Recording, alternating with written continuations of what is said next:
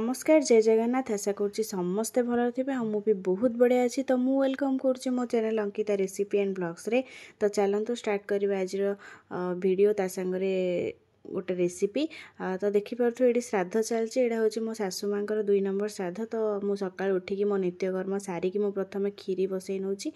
तो देखो गोटे प्रेसर कुकर नेली अल्प घी देली घी गरम है अल्प चीनी कारामेलाइज होगा देली। तो देखो चीनी कलर एमती चेंज होगला पर आपण बतरेकी रखि चाउल को नहीं जिवे नहीं कि मुझे कौन कली ना देखो भलसे चाउल आउ माने चीनी आउ घी को मु भलसे हाई फ्लेम रे मु भाजीबे एटा को अल्प समय पई माने हाई फ्लेम रे 5 ରୁ 7 मिनट भाजी सारा पर देखिए तार कलर चेंज हो जाइथिबो से सब पानी भी ताको सोक कर नेथिबो आउ चीनी रो कलर पूरा कलरटा जो बाहर थिला से पूरा चाउल ताको ऑब्जर्व कर नेछि। तो यही अवस्था रे आपण कौन करेंगे ना 3 ରୁ 4 बाउल पानी आपण दे पारिबे। तो मुझे 3 बाउल पानी नहीं माने गोटे बाउल चाउल को आपण 3 बाउल मु पानी नहीं कि ताको अल्प लुण पकईकी मीडियम फ्लेम रे 6 ରୁ 7टा हुइसिल पाई मु छाड़देवी। देखो भलसे ये गोलई देवे जेहेतु चीनी को कारामेलाइज कला समय चाउल आम जो पकड़ा ना टिके सी चाउल को चाउल लगी लगी टिके गोटे बन टाइप रही। तो भलसे आपन ताको गोलई नेबे गोलई सारा पर आपन ताको हुइसिल देबे। तो देखो मोर चाउल ये भलसे सीझी जाइए।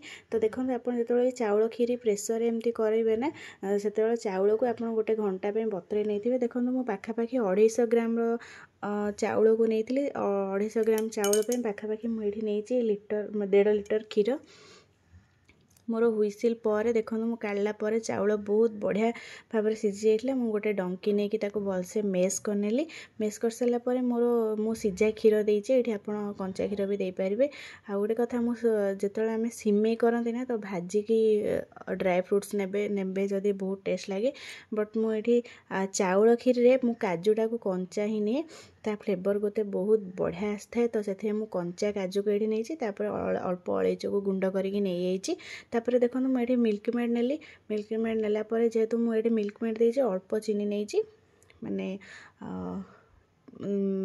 आपन चाहिए टेस्ट अनुसार अधिका चीनी कम चीनी करें। जेहेतु आम मिल्क मेड नौ मिल्क मेड टी अधिका मीठा थाए ता सांगरे चीनी देले से अधिका पूरा मीठा करनेब। तो देखो पाखापाखि खीरी पूरा ठंडा है पर खीरीर टेक्सचर केमिति अच्छी। तो ये देखु चीनी बढ़ा टे करने मु नहीं अल्प चीनी नेली अल्प पानी नेली ताको पूरा मेल्ट कर नेली चीनी को आपन पूरा मेल्ट करदेवे। मेल्ट कर सारा पर देखो ये बिरी बरा को मुझे छाणिकी रखीदेली ताको मु दे दउची ताको मो लो फ्लेम रे करी लो फ्लेम रे पाखापाखि 7 ରୁ 8 मिनट पर्यंत मुझे बरा को एपट सेपट करके उल्टे नेबी जेहेतु सी पूरा चीनी सीरा को पूरा एब्जर्व करनब आ ऊपर गोटे बहुत बढ़िया सुंदर गोटे कोटिंग आसीबो एटा को मिठा बरा भी बोली कहती।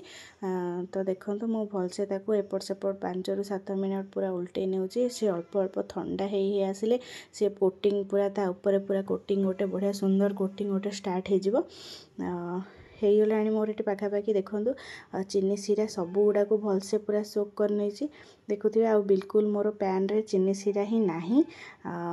देखो आ ठंडा है मुझे देखेबी केमती कौन है मोर घांट तरकारी बसला।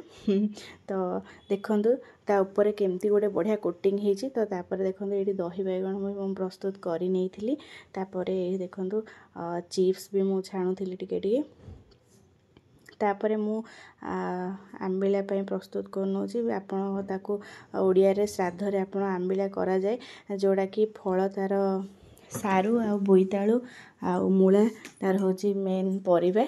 तो सब गुड़ा परिया को मु भलसे धोई नहीं कि काटिकी ताको गोटे हुइसिल देदेवी ये गोटे हुइसिल देवर मोर क्लिप मिस हो मुझे बैगण को आ भेंडी को मुझे भितर नहीं आपन चाहिए बैगण को नेबे बट मु नहीं बैगण को भी मोते बैगण टिके गोटा गोटा दरकार। तो मु बैगण को भेंडी को अलग भाजिकी मु रखी देइतिली आपन चाहिए तेंतुली कि आंबुलर करें। मु आंबुल को गोटे घंटा बतरेकी रखी गोटे ताटिया रे जेतବେଳେ मु फुटण फुटेबी ना आउ ସେତେବେଳେ ମୁଁ ଆମ୍ବୁଲ ପାଣିଟାକୁ ଦେଇକି ତାକୁ ଭଲସେ ଦେବି। ନହେଲେ ଖଟା ପାଣି ଆପଣ ଯଦି ସାଙ୍ଗରେ ଖଟା ପାଣି ଦେଇ ଦେଉଛନ୍ତି ତାହେଲେ ପରିବା ଟିକେ କମ୍ ସିଝିବ। ଏଇଠି ଦେଖନ୍ତୁ ମୋର କନ୍ଦମୂଳ, ମୂଳା, ସାରୁ, ତାପରେ 4ଟା ମିଡ଼ିୟମ୍ ସାଇଜ୍ର ଟମାଟୋକୁ ନେଇଯାଇଥିଲି। ତ ମୋର ସବୁଗୁଡ଼ା ରୋଷେଇ ସରିଲା ପରେ, ଶ୍ରାଦ୍ଧ କାମ ନନା ଆସିକି ସାରି ଗଲା ପରେ ମୁଁ ଏଠି ଛିଞ୍ଚ ପଡ଼ିବ, ଯେହେତୁ ଉପରେ ଆମର ଓଡ଼ିଆ ଘରେ ଥାଏ ଛିଞ୍ଚ। କେତେ ଜଣ ଘରେ ଥାଏ, କେତେ ଜଣ ଘରେ ନଥାଏ। ଯାହା ଦେଖିପାରୁଥିବେ ଆପଣ, ଆମ୍ବିଳାର ଟେକ୍ସଚର୍ ବି ବହୁତ ବଢ଼ିଆ ଥିଲା। ସେ ସବୁଗୁଡ଼ା ପରିବା ସାଙ୍ଗରେ ବହୁତ ବଢ଼ିଆ ମିଶିକି ଥିଲା। ତ ଦେଖନ୍ତୁ, ତାପରେ ତରକାରୀ, ଚିପ୍ସ, ବିରି ବରା, ତାପରେ ଦହି ବାଇଗଣ, ତାପରେ ଟିକେ ଆମ୍ବିଳ, ତାପରେ ମିଠା ବି ନିଆଯାଇଥିଲା। ତ ଉପରେ ଦେଇକି ଛିଞ୍ଚ ଦେଇକି ଆସିଲା ପରେ ପିତୃଲୋକଙ୍କୁ ଏଇଠି ଆମର ଖାଇବା ପାଇଁ ମୁଁ ବାଢ଼ି ଦେଇଥିଲି। ତ ଦେଖନ୍ତୁ, ଭଲ ଲାଗିଥିଲେ ଲାଇକ୍, ସେୟାର, ସବସ୍କ୍ରାଇବ୍ କରିବାକୁ ଜମା ବି ଭୁଲିବେନି। ତ ପୁଣି ଦେଖା ହେବ ନେକ୍ସଟ ଭିଡ଼ିଓରେ। ରହିଲି, ନମସ୍କାର।